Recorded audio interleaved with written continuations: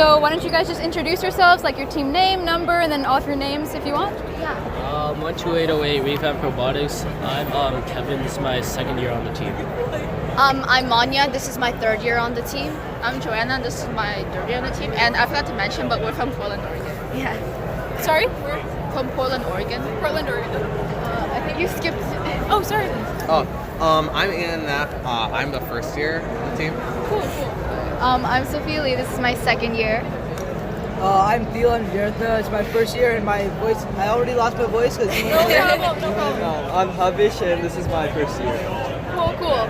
So my name is Gari, and I'm wondering, your guys' ranking is pretty high, and this is like the World Championship, so that really puts you up there. What's some of the strategies that you use, maybe in your games, like your matches? I know that some of the strategy is always coordinating with your team or your alliance member out before the match. So that way you're off. It could be a variety of reasons, like pixel placement or like auto, and that can make like such a big difference. Like I don't know, but like we had a match with Hyperion, the #1 team over there, and we actually got like the world record auto. Was it world record or?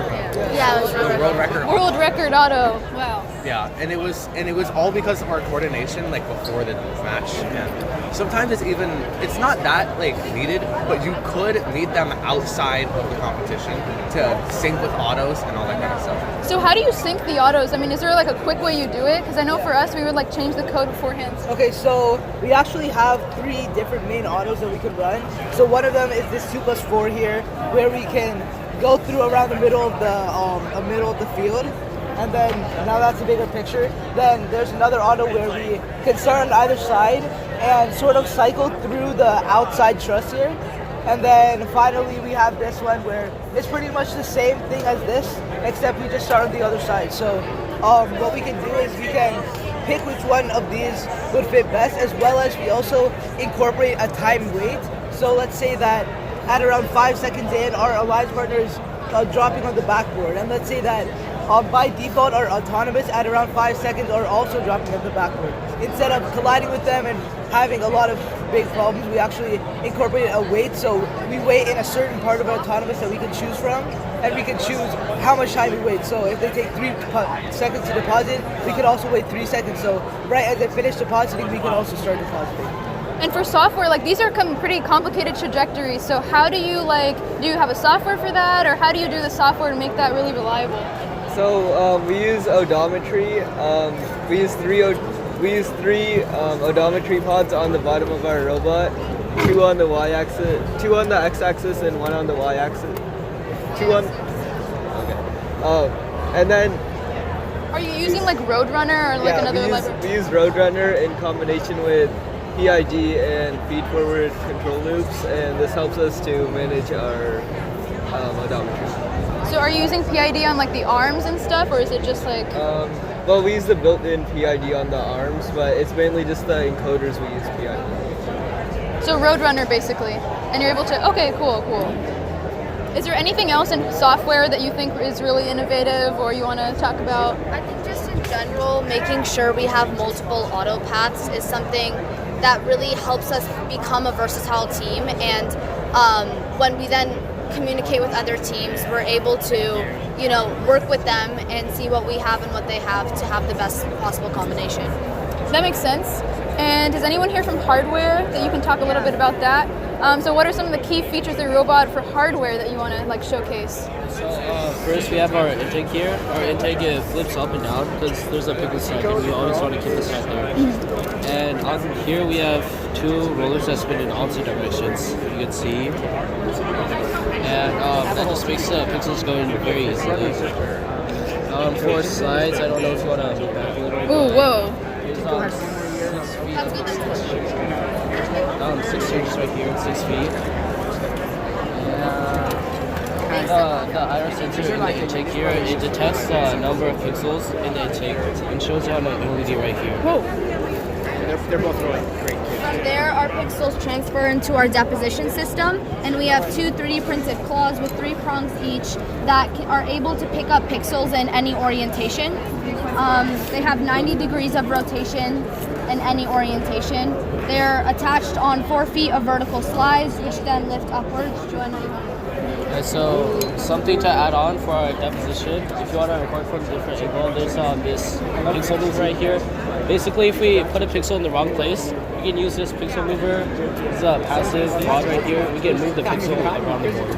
Oh, so if you drop it and then you okay. Yeah, we're able to align it, Move it. to create For mosaics. the- That's nice. That's nice. For the back, And lastly, we have a passive hang system. So this essentially just means it can flip up using the power of a single servo. And once it does, we're able to just drive into the truss, and using this slanted metal bar, we're able to catch on into the truss into like this part area here, and we're able to stay on. So it's just so we're able to hang in under 3 seconds, which is extremely helpful to get in extra cycles during the ending period. right? So another feature, I guess, we want to mention is that was really helpful this year. If she wants to put that on first.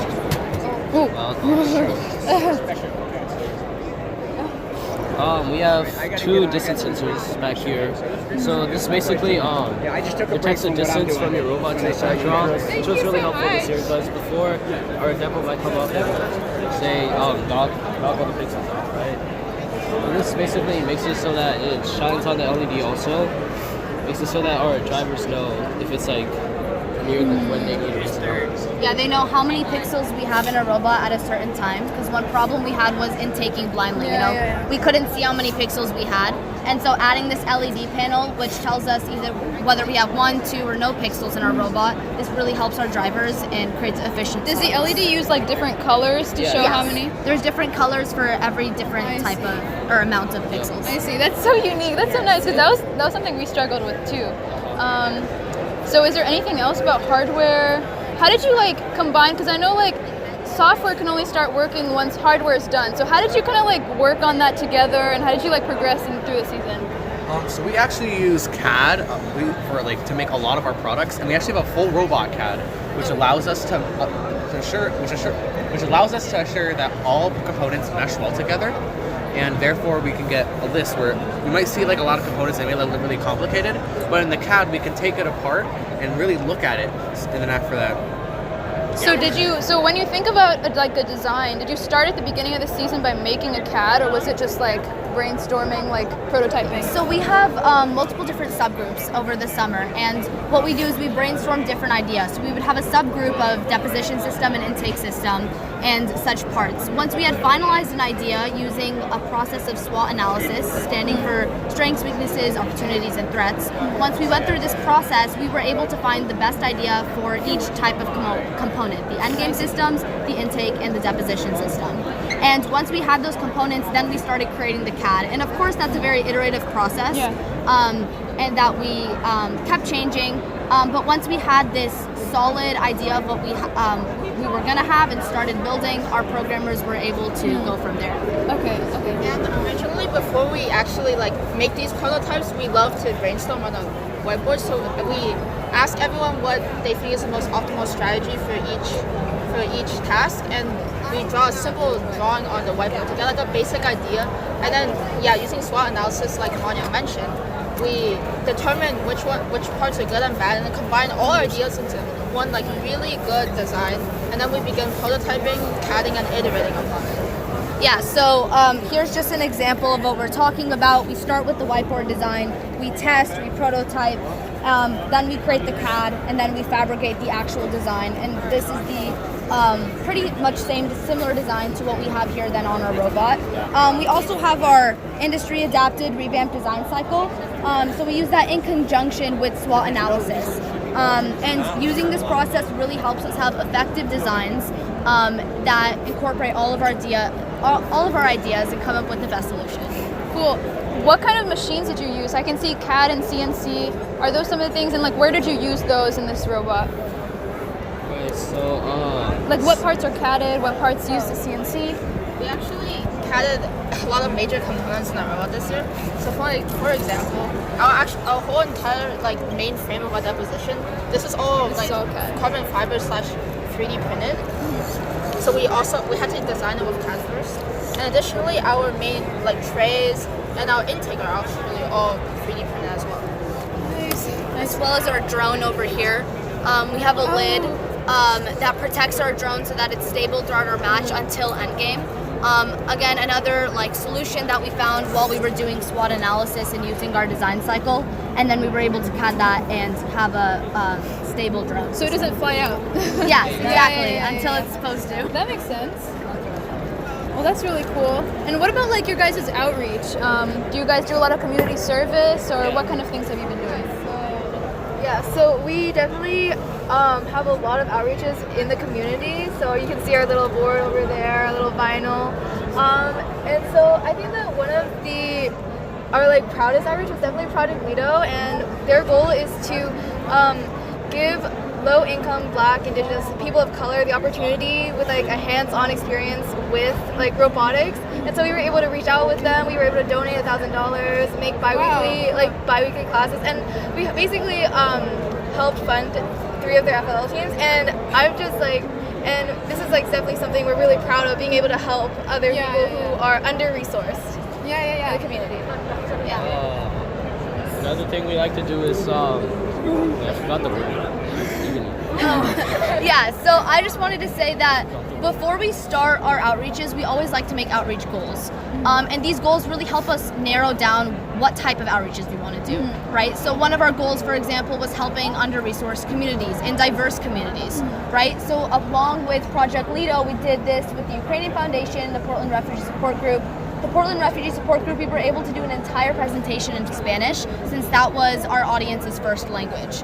And so providing that really separated the language barrier between us, and we were able to give them a hands-on experience as well with the different parts to show them how robot components mesh well together. Additionally, at the Ukraine Foundation, again, we were able to fund by hosting a bottle drive throughout this year.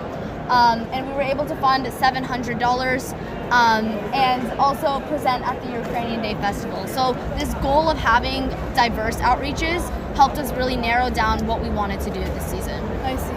I see. So you've done a lot in like outreach and a lot in your robot and everything. How do you like divide up the work? Like how many people are on like each sub team? Does everyone do outreach, or how do you divide? Yeah, so our team is like 15 people. Not all of them are here, unfortunately, but what we do is that every week we have a meeting. We talk about the tasks that we have to get done before next week, and we ask, hey, what are you guys interested in doing? What do you guys want to do? Do you want to start working on the intake or something like that? And whoever wants to work on which part of our robot, they can do that for the whole week. So that's how we usually split it up. So apart from just interest, it's also like a need-based system. So we make sure to plan out who's in what section, and this really helps us stay organized and focused. But we also try to give each member an experience in every different aspect of FIRST, just so they have like a holistic view of like just all the different aspects. So yeah, apart with need, it's also their interest in what they want to do on our team. Right, and talking about adding on to the need factor, we also have this recruitment process where we're in the process, we actually go see what they would want to do, what they like to do, and see how they could maybe fit in with the team and our task. But again, I think most importantly, when we're recruiting, we use the acronym CASH, standing for Character, Adaptability, Skill, and Honesty. And these are 4 qualities we look for when we recruit people, because if they have these 4 qualities, we know that they'll be able to have an enjoyable time, be respectful, and just follow gracious professionalism as part of FIRST. And we got this acronym from an outreach we did in the industry, US Digital, a company that makes rotary phones. Do you guys have any like last piece of advice to like rookie FTC team, just anyone on your whole process? Good luck. You guys got this. I believe in you. And have fun. Make sure to have fun and enjoy the process. Make sure you talk with other teams, because sure, this is like the competition is of course part of FTC, but also making like bonds and connections with others is what I find most enjoyable personally. Thank you so much. You guys are really inspiring. First off, congratulations. You guys are top ranked at Worlds, and just good luck for the rest of the day. Thank you so much. Thank you so much. All right, good luck.